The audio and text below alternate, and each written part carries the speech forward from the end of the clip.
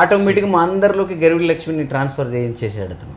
So దానివల్ల ఆ slang కానీ ఆ ఉత్తరాంధ్ర, మేమంతా ఉత్తరాంధ్రలోనే పుట్టామా, మాకు కూడా ఆ స్లాంగ్ వచ్చా అన్నట్టు అయిపోయాం. ఇప్పటికీ నాకు అప్పుడప్పుడు నేను మర్చిపోతుంటాను, నాకు శ్రీకాకుళం విజయనగరం అనిపిస్తూ ఉంటుంది.